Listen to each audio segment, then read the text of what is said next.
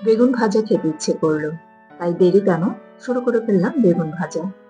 বেগুন ভাজাটা কিন্তু খুবই সহজ এবং খুব দ্রুত করা যায়।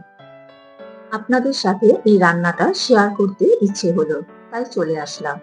আসসালামু আলাইকুম, ওয়েলকাম টু সোমাস কিচেন।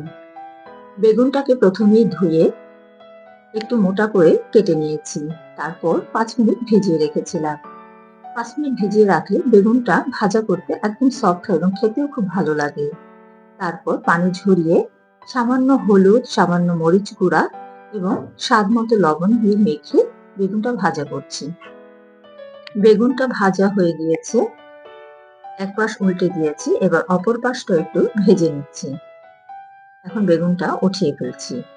এভাবে আমি সবগুলো বেগুনই ভাজা করে নেব। বেগুন ভাজার সাথে গরম ভাত খুবই ভালো একটা খাবার এবং খুবই মজাদার একটা খাবার। আমার কিন্তু এই বেগুন ভাজা দিয়ে গরম ভাত খেতে ভীষণ ভালো লাগে। সবগুলো বেগুন ভাজা হয়ে গিয়েছে, এবার এগুলোকে তুলে নিচ্ছি। এই তেলের মধ্যেই আমি পেঁয়াজটা ভেজে নেব। পেঁয়াজটার মধ্যে 2টা পেঁয়াজ নিয়েছি, এর মধ্যে সামান্য পরিমাণ হলুদ গুঁড়া এবং মরিচ গুঁড়া, সামান্য পরিমাণ লবণ দিয়ে এটাকে তেলে ভেজে নেব। খুব বেশি ভাজবো না পেঁয়াজটাকে, অল্প ভাজবো।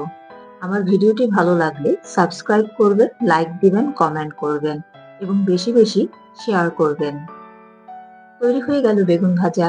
আল্লাহ হাফেজ।